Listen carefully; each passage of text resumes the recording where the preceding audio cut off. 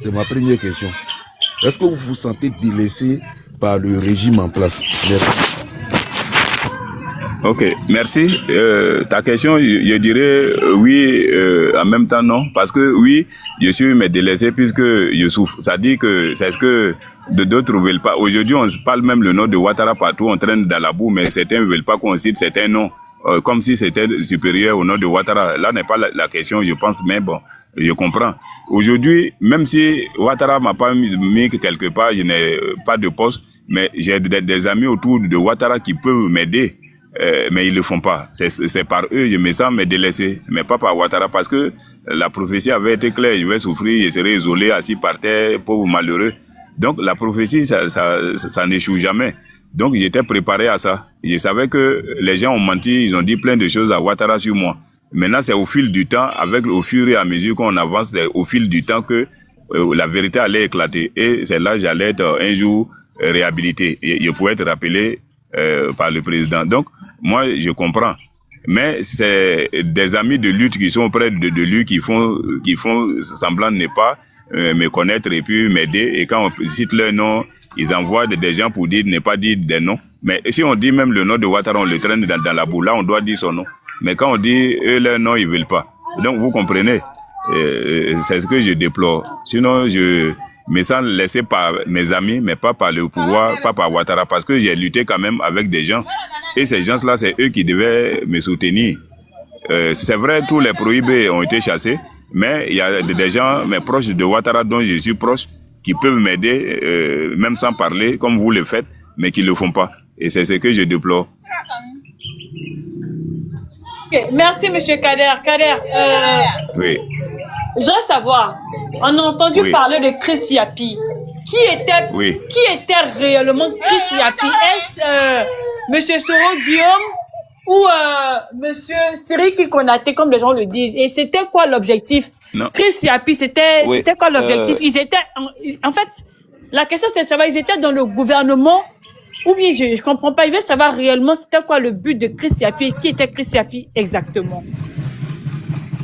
Bon, en réalité, selon moi, c'est que je pense de Chris Yapi, pareil pour vous dire que je le connais typiquement, je mens.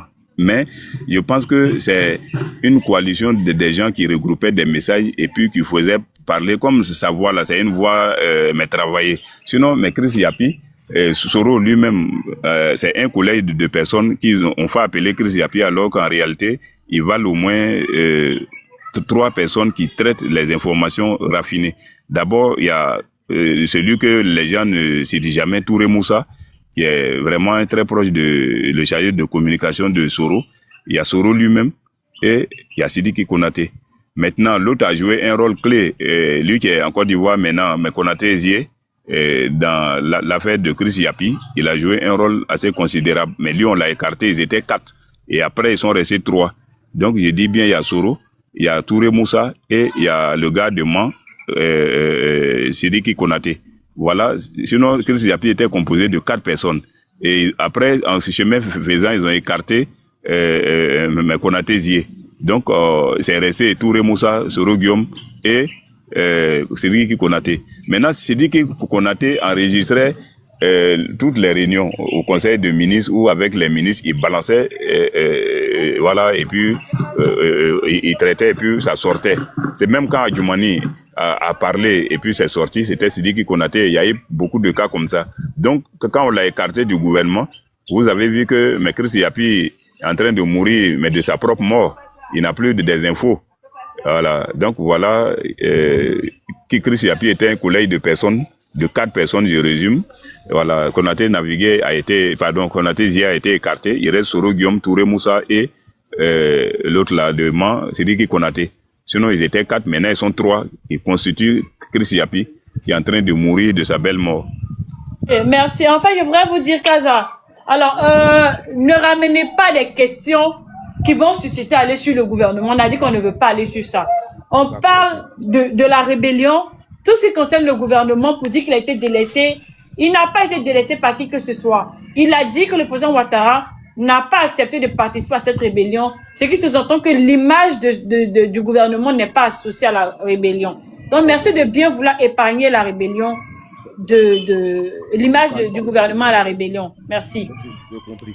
Bon, je vais poser ma dernière question. Mais avant de poser ma dernière question, M. Kadey, moi, je vais vous demander une doléance de grâce. Moi, je suis vraiment gêné. La manière dont vous prononcez le nom du président, il faut dire le président Ouattara, s'il vous plaît, si ça ne vous dérange pas. Ouattara, moi, personnellement, ça me dérange. Apparemment, ça ne dérange pas les gens du RHDP ici. Bon, c'est normal. Ils se retrouvent dans des réunions, ils s'appellent par... Oui, non, ça, ne vous inquiétez, c'est raisonnable. C'est son excellence, monsieur le président. Maintenant, comme on parle son nom toujours, sinon, il y a beaucoup de considération et de respect pour lui. Ma question, la voilà. Il y avait une thèse qui disait, parce que je vous ai entendu tout à l'heure par rapport à l'accident, l'attentat de l'avion de M. Soro, il y avait une thèse qui disait à l'époque que c'était un coup monté et que c'est Soro lui-même qui s'est fait attaquer pour démontrer je ne sais quoi. Et là, vous venez nous dire, vous, tout à l'heure, je vous ai entendu, vous avez dit le contraire, que effectivement, il a été attaqué par les pro-Gbagbo. Est-ce que vous pouvez mieux nous expliciter cette partie-là, s'il vous plaît? C'est ma dernière question. Je vous remercie. Si vous voulez, s'il y a de la place, il y a des gens en bas, vous pouvez me faire descendre, ils vont monter. Merci. Merci, Kaza. Ok. Bon, je ne vais pas m'attarder dessus, parce que j'ai répondu ça 2 fois. Je crois que c'est fait la 3e fois. Il est bien dit, ça a été monté par les proches du Gbagbo et financé par Kadhafi, cet attentat-là. Et que c'est le lieutenant Maïlé qui a monté cette attaque. Donc, on devait tirer où Soro est assis. Donc, les gens qui sont tombés, Soro les a sacrifiés. Dans sa garde, les gens qui n'aimaient pas, c'est eux, il a fait asseoir là-bas pour dire que lui va se replier derrière pour faire un travail. Voilà, il veut pas être dérangé. Mais toi, tu veux pas être dérangé, c'est dans classe à faire, on fait le travail. Pourquoi tu mets les enfants des gens là-bas à ta place dans la classe à faire et tu replies en classe économique pour travailler? Vous voyez que ça tient pas. Son raisonnement ne tient pas debout. Donc, les gens de sa garde qu'il a sacrifiés là, il devait les appeler tous, ils allaient s'asseoir derrière pour dire, ah, j'ai des informations qu'on va attaquer l'avion. Donc, asseyez-vous avec moi ici. Mais Soro n'avait pas à laisser des gens en classe à faire et ils vont me tirer sur eux pour les gars. Donc voilà un peu. Sinon c'était une vraie attaque, mais par les pro-Gbagbo, quand il accuse son excellence Ado avoir planifié la IMA. Donc voilà ce que c'est de l'attaque.